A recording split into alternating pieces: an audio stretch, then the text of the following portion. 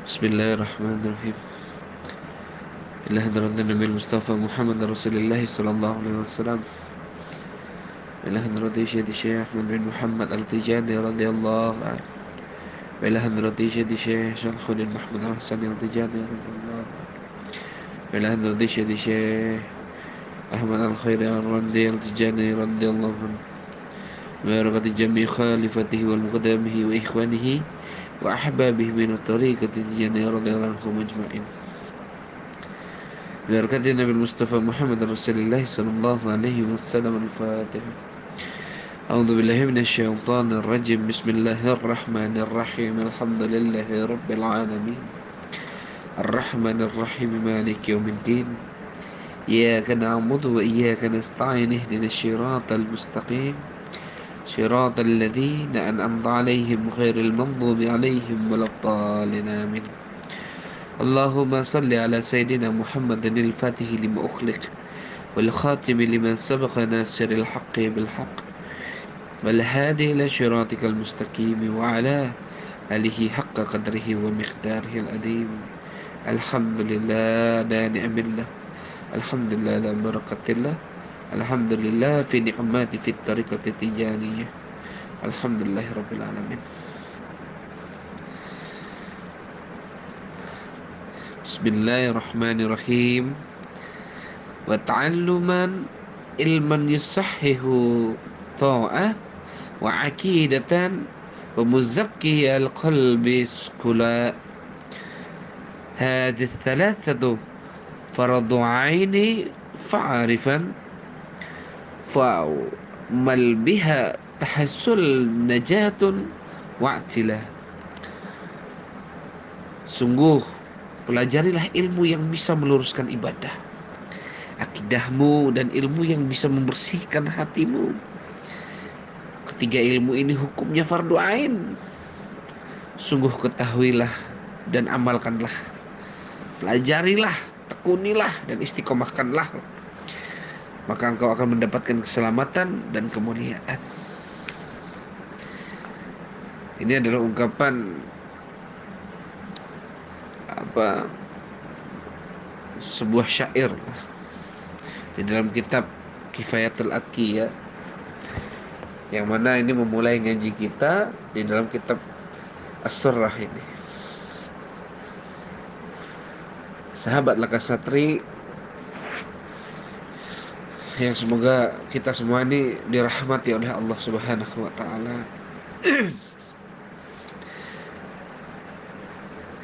Setelah kita mendapatkan dan mempelajari dari seorang mursyid akhlak-akhlak rabbaniyah, maka seharusnya setiap akhlak itu mencerminkan sifat ilmu, yang mana seorang yang sedang menjalani suluk atau seorang salikin haruslah dia dibekali dengan ilmu-ilmu yang membawa dia untuk mengenal setiap kebenaran ilahiyah, sehingga ilmu itu menjadi modal untuk seorang salikin bisa berjalan menuju Allah Subhanahu wa taala. Nah, inilah ajaran ahlu thariqah. Inilah tarbiyah para mursyid. Dia tidak langsung membekali murid-muridnya atau para salikin dengan ilmu-ilmu, tapi dia perbaiki dulu akhlaknya, rohaniyahnya, jiwanya, batinnya diperbaiki dulu. Agar apa? Agar ketika para salikin atau murid-murid ahlu thariqah ini, atau mereka yang berhadapan dengan mursyid yang memang lillah, hanya menginginkan Allah Subhanahu wa taala, dia sebelum diberikan ilmu-ilmu tentang ketakwaan untuk menuju Allah, ruhaniyahnya udah sodik, jiwanya udah sodik, jiwanya udah penuh dengan mahabbah dan khidmat, sehingga setiap ilmu itu tidak membuat menjadi hijab lah. Nah makanya manusia yang baru pertama tobat, manusia yang baru pertama hijrah, langsung dia fokus pada ilmu itu. Oh enggak, fokus saya dulu kamu pada mursyid tuh. Lalu kau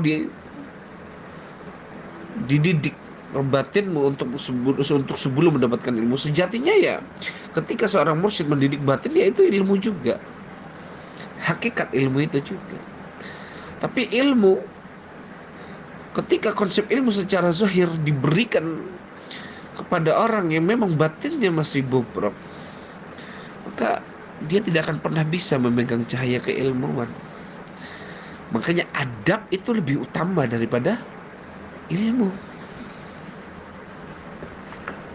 Oleh sebab itu adab itu lebih utama daripada ilmu. Nah ini orang-orang yang baru hijrah, yang baru bertobat, fokus saja kepada ilmu, tapi tidak membentuk ruhaniahnya, gurur. Itu termasuk tipu daya. Akhirnya apa? Orang yang sibuk kepada zahiriah agama, ya dia hanya, kalau kata Gus Dur itu hanya pandai dongeng dalam syair tanpa waton. Orang yang seperti itu hanya bisa dongeng.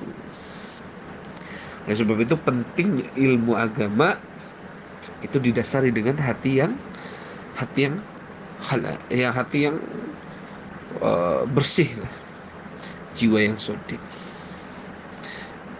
Makanya wa ta'alluman ilman wa yusahhihu ta'ah wa aqidatan wa muzzaki al qalbi fula هذه الثلاثة هذه الثلاثة فرض عين فعارفا وعمل بها تحصول نجة وعنلا. Jadi sungguh pelajarilah ilmu yang bisa meluruskan ibadah, akidahmu, dan ilmu.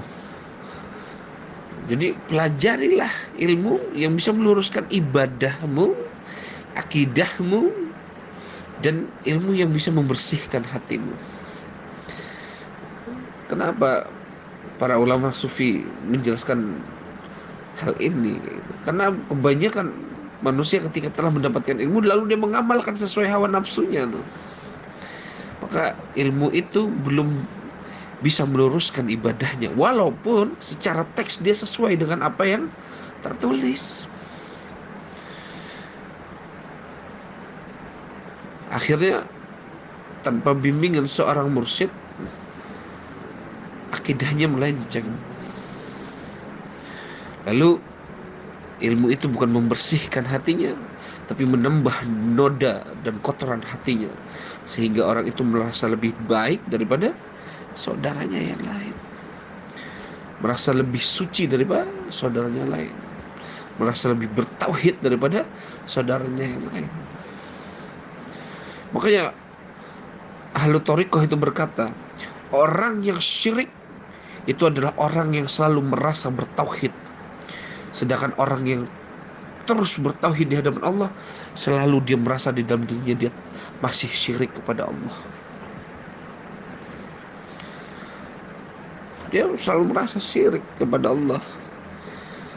Makanya ungkapan para ahli thariqah, ahli sufi itu luar biasa. Orang yang syirik itu adalah orang yang selalu merasa dirinya telah bertauhid kepada Allah. Sedangkan orang yang bertauhid kepada Allah, selalu dia merasa dirinya itu selalu syirik ke hadapan Allah. Makanya ketika dia bilang dia masih merasa bahwa nasi yang membuat dia kenyang, akhirnya dia istighfar, astagfirullah. Cepat dia beristighfar kepada Allah. Sebab apa? Dia masih merasa manusia yang masih tenggelam kepada kekhilafan itu. Akhirnya Allah menambahkan cahaya ketauhidan itu. Dia tidak, maknanya apa? Orang yang bertauhid itu selalu melihat aib dirinya daripada dia melihat aib orang lain. Allah menutup aib orang lain dan Allah membuka hijab atas aib dirinya sendiri. Nah, inilah orang yang ketauhidannya diharapkan oleh Allah Subhanahu wa taala.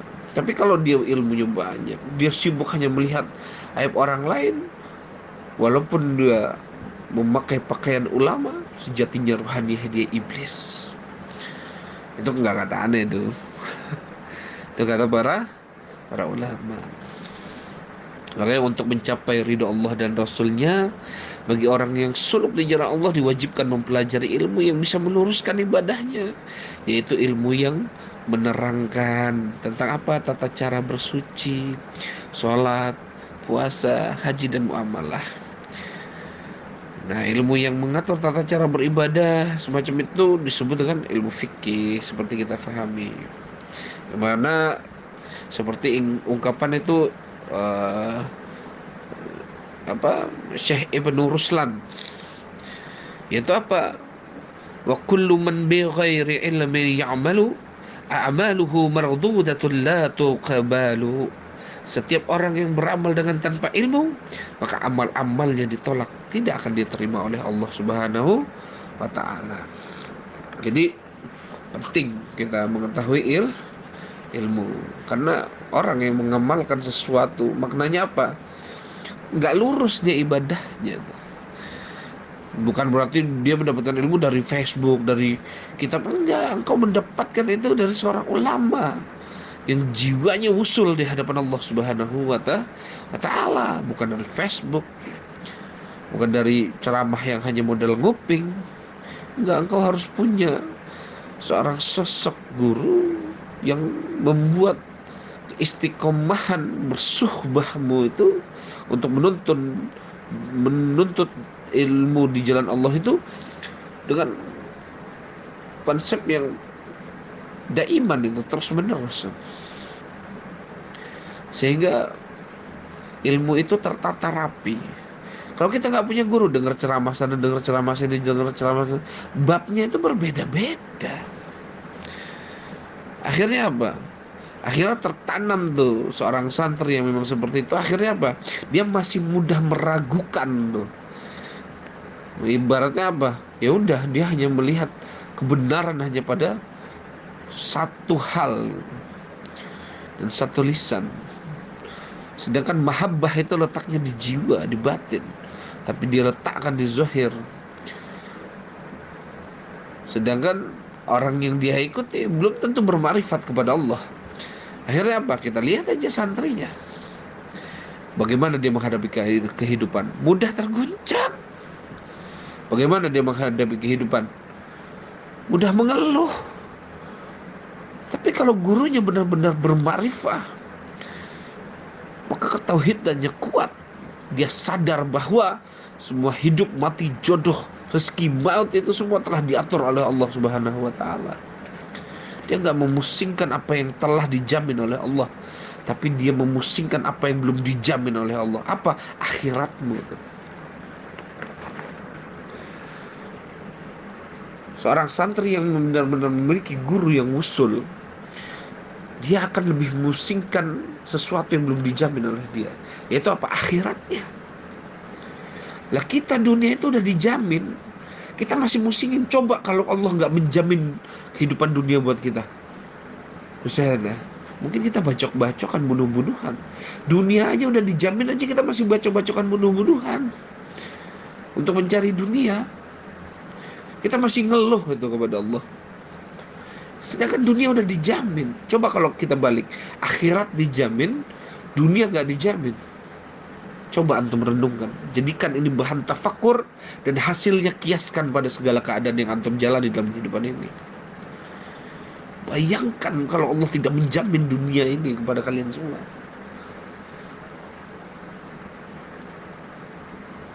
Yang belum dijamin oleh Allah itu akhiratmu tuh. Kau mati di alam kubur, udah kamu belum dapat jaminan apa-apa. Makanya seorang santri yang berguru kepada seseorang yang belum usul, hanya mahabbahnya pun masih hawa nafsu itu, afwan tuh. Mahabbahnya masih hawa nafsu, sehingga dia tertutup hijabnya itu hanya ngarep barokah, barokah, barokah, tapi sedikit pun ilmu dari gurunya. Karena memang gurunya belum musul, si santri masih keadaannya terguncang setiap dalam keadaan. Maka lihat ketika gurunya wafat, bagaimana dia menghadapi kehidupan itu. Masih keluar amaratul bisu di dalam hatinya, maka dia termasuk orang-orang yang terhijab. Andai pun gurunya usul, maka dia termasuk santri yang tidak sodik. Maka wajib baginya, kata Imam Al-Ghazali di dalam kitab Ayuhal Walad, bahwa apa? Wajib baginya mencari seorang mursyid yang musul untuk mengorek setiap koreng yang ada dalam jiwanya. Nah, ini madrasah tarbiyah.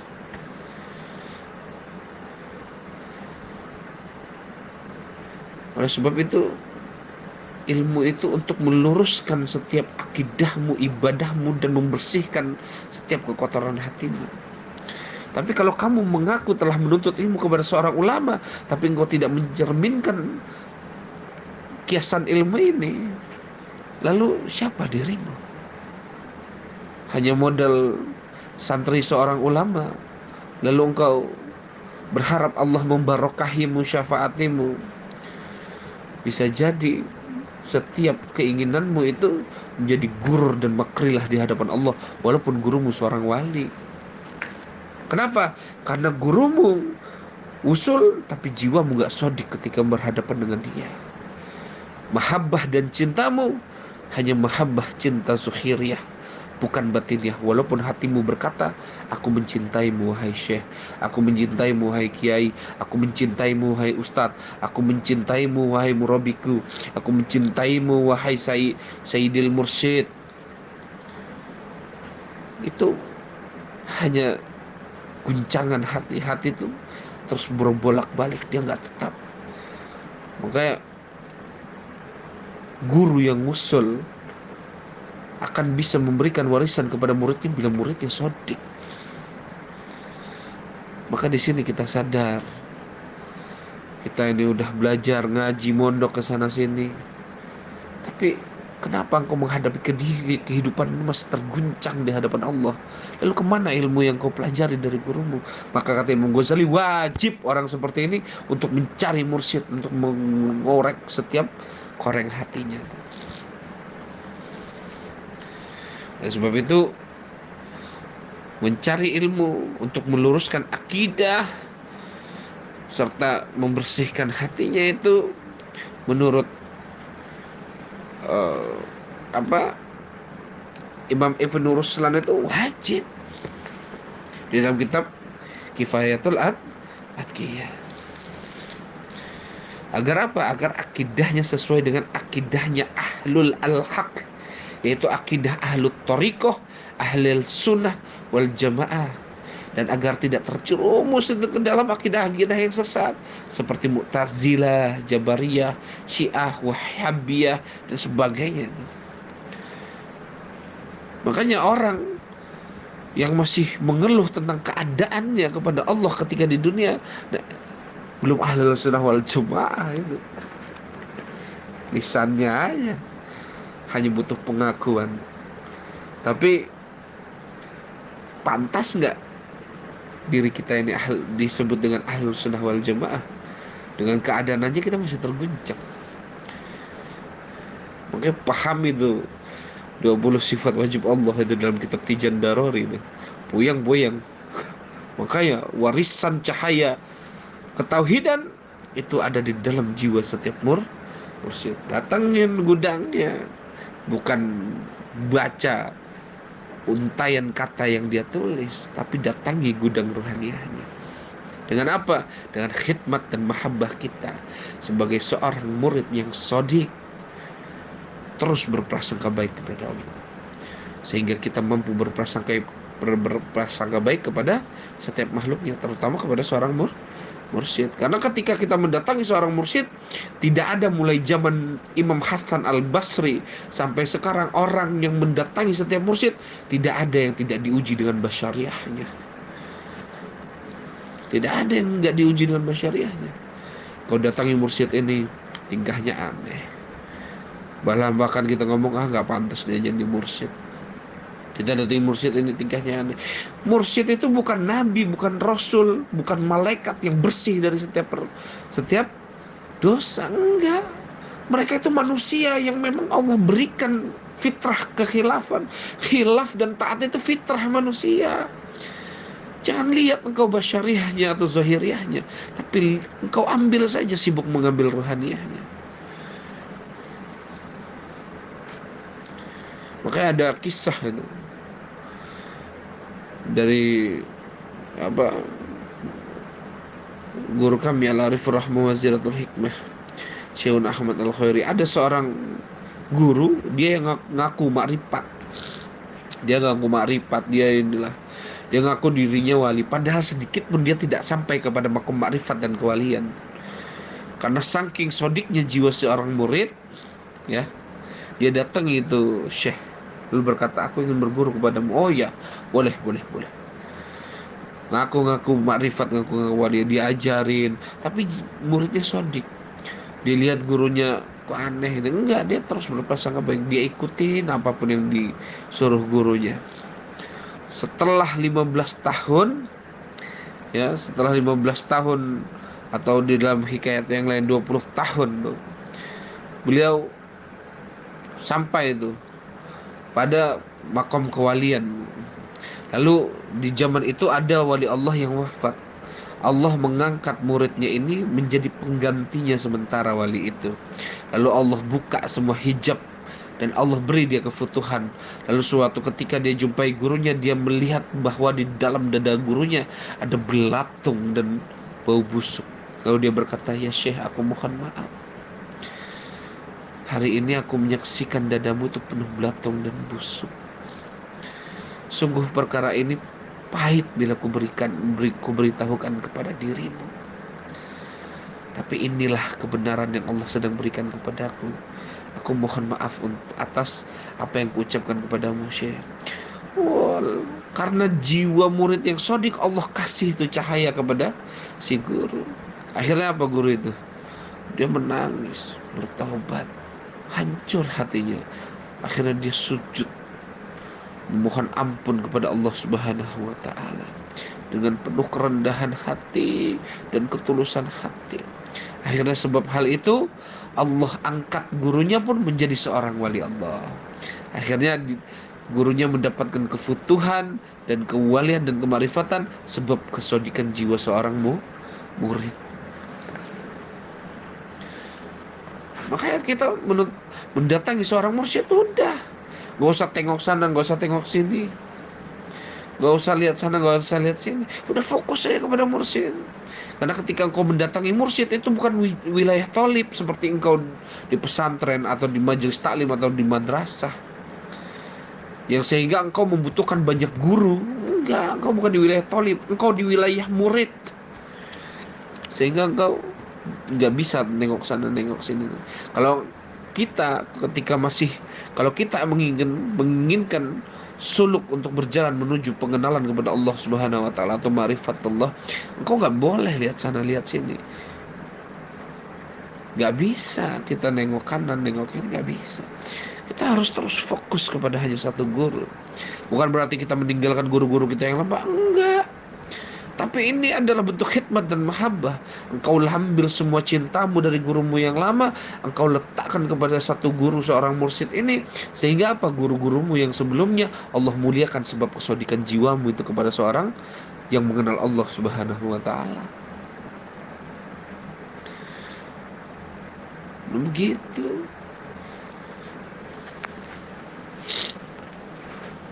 Sehingga apa?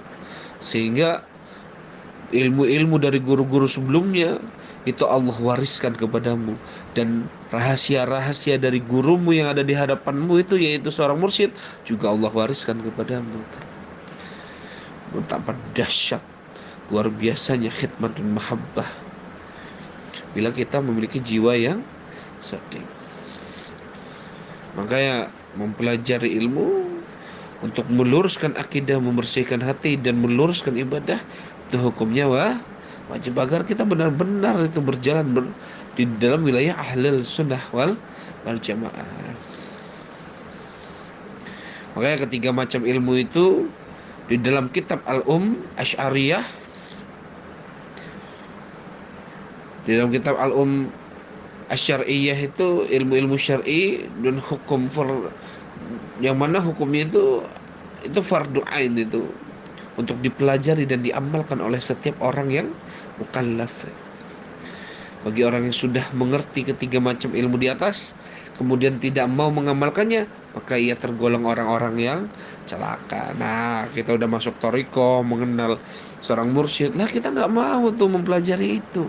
Bahkan udah kita pelajari, tapi kita masih lebih condong tuh kepada hawa nafsu, lebih condong berbuat kemaksiatan, lebih condong mengikuti kehendak kita, lebih condong mengikuti keinginan dan gejolak nafsu syahwat kita. Nah, apa kata Ibnu Ruslan?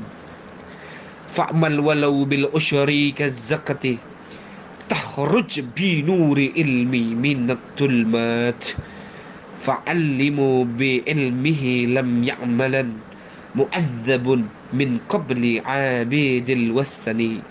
Amalkanlah ilmumu meskipun hanya sepersepuluhnya, seperti halnya dalam pengeluaran zakat, maka engkau akan keluar dari lorong kegelapan dengan sebab cahaya ilmu. Karena orang alim yang tidak mau mengamalkannya, makna orang alim ini siapa? Orang yang pernah mempelajari ilmu itu.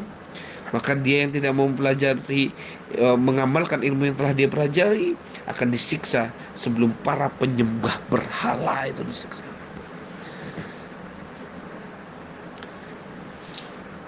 Oke, sebaliknya bagi orang-orang yang mengerti ilmu syariat dan mau mengamalkan ilmunya, maka akan mendapatkan keselamatan di dunia maupun di akhirat, dan akan mendapatkan derajat yang sangat sangat tinggi. Makanya Ibnu Abbas itu memuji tuh orang-orang yang seperti itu. Apa itu? Yarfa'ullahu al-ulama yaumal qiyamati 'ala sa'iril mu'minin bisab'i mi'atin darajati ma baina darajataini khamsu. Apa itu? Allah akan mengangkat derajat para ulama kelak di hari kiamat dengan 700 derajat di atas derajat orang-orang mukmin. Jarak di antaranya 2 derajat. Di antara jarak di antaranya itu seperti dua derajat itu bisa ditempuh itu seberapa lama? Khamsuma'ati amin. Yaitu 500 tahun perjalanan. Jadi orang yang mengetahui ilmu lalu dia mengamalkan ilmu dengan penuh kesabaran dan rasa syukur sebab anugerah Allah berikan dia ilmu, lalu dia istiqomah dalam bertoriko, dia istiqomah mengamalkan toriko, dia menjauhi apa-apa yang dilarang oleh syariat, dia menegakkan syariat. Orang seperti ini Allah kumpulkan sebagai para ulama dengan barisan para ulama di hari kiamat, yang mana Allah berikan dia derajat itu 700 derajat, yang mana dari satu derajat ke derajat yang lain itu jaraknya itu 500 tahun perjalanan. 500 tahun perjalanan, bukan perjalanan dunia, bukan perjalanan akhirat. Satu hari akhirat aja 100 tahun dunia kan. Bayangin 500 tahun perjalanan, jauh banget jaraknya. Makanya rahasia ruhaniyah baginda Nabi, Jibril aja nggak bisa nembus. Hakikat nur nubuah itu Jibril aja nggak bisa nembus. Malaikat satupun nggak ada yang bisa menembus. Kenapa? Karena itu ketika malaikat mencoba untuk mengetahui itu, bisa hangus terbakar sayap-sayapnya. Saking betapa besar, betapa luar biasanya derajat orang-orang yang berilmu. Nah, kita bersyukur kita masuk thariqah, mengenal ilmu tasawuf, bertemu seorang mursyid, kita belajar dengan istiqomah, kita mengamalkannya dengan rasa sabar dan syukur, dan kita menjauhi apa yang dilarang oleh Allah secara syariat, dan kita menjalani apa yang diperintahkan Allah secara syariat, dan menegakkan syariat, hakikat, tarikat, marifat. Kita menjalankan syariat, tarikat, hakikat, marifat dengan penuh sabar dan memahami ini adalah anugerah Allah. Nggak semua manusia bisa. Wah, orang yang seperti ini dikumpulkan oleh Allah sebagai orang-orang yang satu derajat dengan para ulama dan orang-orang yang beriman. Makalah sebaliknya, dia udah masuk toriko, udah ngerti toriko, udah dijelaskan ilmu bertahun-tahun, dia mengikuti gurunya bertahun-tahun, tapi dia malah mengikuti hawa nafsu syahwat. Wah, hancur itu orang seperti itu. Syekh Ahmad bin Muhammad Al-Tijani radhiyallahu menjelaskan, orang yang mau masuk dalam tarekoh Tijani, maka wajib baginya menegakkan syariat dan menjalankan apa yang diperintahkan oleh Allah dan Rasulnya, dan menjauhi apa yang dilarang oleh Allah dan Rasulnya. Nah, itu kan syarat sah tarekoh Tijani. Kalau misalnya dia beralih dari itu, ya maka mursyid itu ya hanya berpasrah, ya terserahlah. Dia berurusan hanya kepada Allah dan Rasulullah. Na'udzubillahi min zalik wa iyyazubillah. Tapi kalau dia menjalankan tariqah itu dengan benar sesuai tuntunan ahlu tariqah, ya udah. Apa kata baginda Nabi? Innal qalilal ilmi yanfa'u ma'al ilmi billah, wa inna kasirul ilmi la yanfa'u ma'al jahli billah. Sesungguhnya ilmu yang sedikit itu akan bermanfaat apabila dia disertai makrifat kepada Allah, dan sesungguhnya ilmu yang banyak tidak akan bermanfaat apabila dia disertai kebodohan terhadap Allah. Bersyukur kita walaupun ilmu kita masih sedikit di thariqah, tapi kita duduk bersama orang-orang yang usul, orang-orang yang bermarifat, kita ketemu mursyid yang bermarifat. Maka sedikit ilmu itu, tapi kamu mengenal Allah, itu lebih utama di hadapan Allah daripada kamu ngaji bertahun-tahun ini tapi kamu nggak marifat, kata Rasulullah. Maka bodoh ada orang seperti itu. Kan aneh yang ngomong. Makanya belajar ilmu jangan zahir aja. Rasulullah itu kan punya zahir batin. Hadisnya ada hadis zahir dan batin. Engkau ngaji bertahun-tahun dengan syekh ini, kiai ini, kalau dia hanya berjalan pada zahiriyah dan hanya berjalan pada zahirnya tasawuf, tasawuf itu punya zahir batin. Setiap tasawuf belum tentu bisa memahami thariqah, tapi setiap thariqah pastilah menghatamkan setiap ilmu tasawuf. Makanya tidak akan sampai dia pada hakikat tasawuf kalau dia nggak masuk thariqah. Makanya pengamalan tasawuf nggak akan pernah bisa diamalkan tasawuf kalau dia nggak masuk dalam madrasah thariqah itu. Makanya setiap yang bertasawuf belum tentu berthariqah, dan setiap orang yang berthariqah pastilah sudah bertasawuf. Oleh sebab itu apa? Orang yang tadi, orang masuk thariqah, dia mengamalkan itu semua walaupun sedikit tapi dengan penuh kemarifatan kepada Allah. Apa kata baginda Nabi Muhammad sallallahu alaihi wasallam?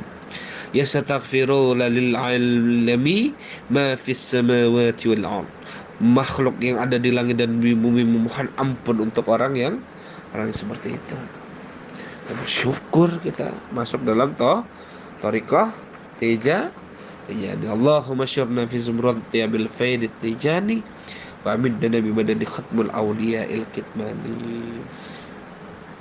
Nah, sebab itu pentingnya menuntut ilmu agama, pentingnya istiqomah mengamalkan madrasah thariqah, duduk dengan bersama mursyid, itu hukumnya wajib. Makanya kita orang ahli sunnah wal jamaah ngaku tasawufnya apa? Imam Junaid al-Baghdadi, Imam Ghazali.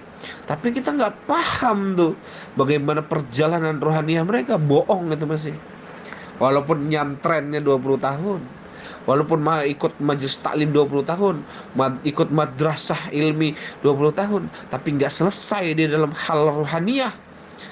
Ya udah, kata baginda Nabi apa? Termasuk orang yang bodoh dia di hadapan Allah Subhanahu wa taala. Nah, semoga kajian ini membawa kita memahami bahwa pentingnya madrasah thariqah agar kita mengenal Allah. Makanya madrasah tarekoh akan membuat sekecil-kecilnya pemahaman ilmumu itu membawa kamu kepada makrifat. Beda dengan pemahaman ilmu zahir.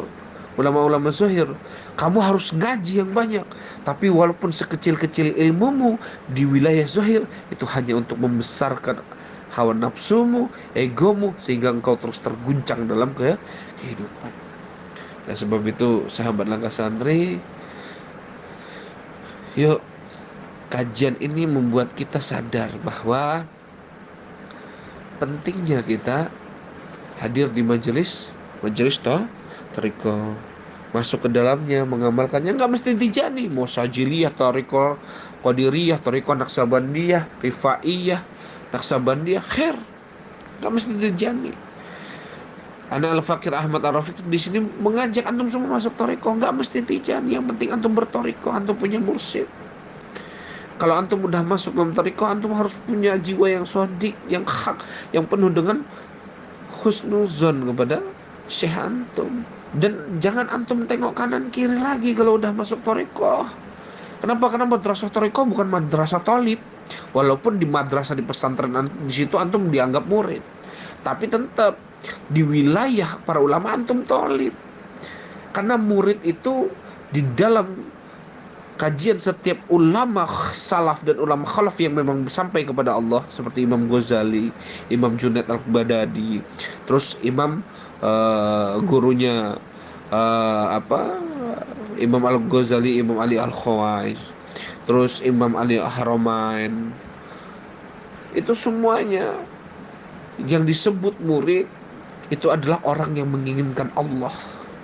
Nah, kita kan masih guncang dengan kehidupan. Kita nggak ada duitnya puyeng. Kita aja istri lempar piring aja masih ngamuk-ngamuk gitu. Lalu di mana Allahnya tuh? Ilmu kita udah mondok bertahun-tahun, di mana itu pemahaman ilmunya? Itu hanya membesarkan hawa nafsu kita aja. Itu hanya membesarkan keegoisan kita aja, sehingga kita terus mengeluh di hadapan Allah, sedangkan dunia ini udah Allah jamin bagi kita. Oleh sebab itu, yuk sahabat-sahabat langkah santri, siapapun yang mendengar ini dan hadir di sini semua, antum semoga diberikan maunah dan pemahaman dan kesadaran bahwa pentingnya faqih fiddin, faqih dalam agama. Memahami agama ini hanya bukan secara zahir tapi dengan batin, sehingga zahir batinmu rapi, ditata rapi, sehingga antum berubudiah kepada Allah, benar-benar menghambakan diri, bukan mentuhankan diri antum di hadapan Allah Subhanahu wa ta'ala. Allah mengurus antum dengan kehendak Allah, bukan dengan kehendak antum. Allah mengabulkan doa antum bukan dengan kehendak antum, tapi dengan kehendak dan ketentuan Allah. Nah, kita kan malah kebalik selama ini nih. Allah mengurus antum, mengabulkan doa antum itu ya dengan kehendak Allah dan ketentuan Allah, bukan dengan keinginan antum. Makanya banyak orang menjadikan sarana ibadahnya meminta kepada Allah, padahal sarana dan ibadah itu ud'uni istajib lakum, maknanya adalah terus memuji Allah, bahwa Allah itu adalah tempat kita meminta. Pasti Allah kabulkan. Tapi ketika Allah tidak mengabulkan sesuai dengan apa yang antum inginkan, maka itu tarbiyah dari Allah Subhanahu wa ta'ala. Nah, antum sadar gak ini? Masih terlalu banyak kotoran hati kita, masih terlalu banyak ego kita. Maka masuklah dalam madrasah tarekoh agar dibimbing setiap kebusukan jiwa kita, agar kita ini menjadi orang yang dirahmati dan ridho serta meridhoi apa yang Allah tentukan kepada kita. Semoga kajian As-Surah ini menjadi sebuah wawasan dan dorongan jiwa kita untuk mendekati madrasah tarekoh. Maka orang-orang yang kufur adalah orang-orang yang ketika dia telah mendengar bahwa Allah telah memberikan rahmat dan anugerah kepadanya, lalu dia berpaling dari Allah. Semoga kita termasuk orang-orang yang tidak berpaling dari Allah Subhanahu wa ta'ala. Wa akhirul kalam, bila ada khilaf kata, sesuatu yang tidak berkenan, mohon maaf lahir dan batin. Dan semoga kajian ini menjadi manfaat buat kita di dunia wal akhirah. Allahumma salli ala sayyidina Muhammadin al-fatih lima ughliq والخاتم لما سبق نسر الحق بالحق والهادي إلى صراطك المستقيم وعلى آله حق قدره ومقداره العظيم.